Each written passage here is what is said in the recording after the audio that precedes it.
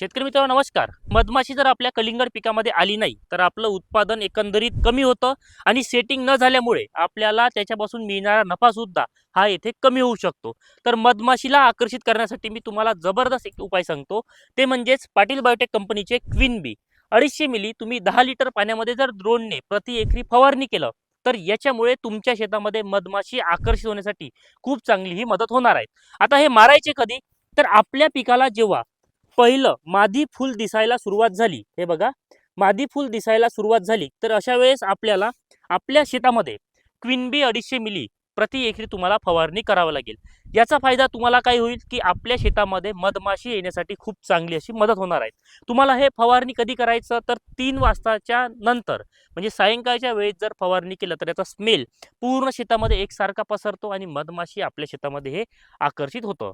तर तुम्हाला जर हे प्रोडक्ट तुमच्या लोकल मार्केटमध्ये मिळालं तर तुम्ही तिथून घ्या, परंतु तुम्हाला जर हे नाही मिळालं तर खाली लिंक देत आहे, त्या लिंकवर क्लिक करून तुम्ही तुमच्या घरपोच सुद्धा हे प्रोडक्ट बोलवू शकता. जबरदस्त रिझल्ट आहे. तुम्ही एक वेळा फवारणी करून बघा.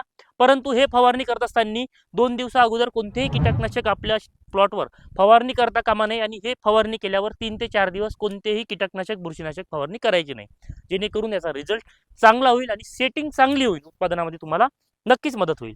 खरेदी करायची असेल तर खाली लिंक दिलेली आहे. धन्यवाद.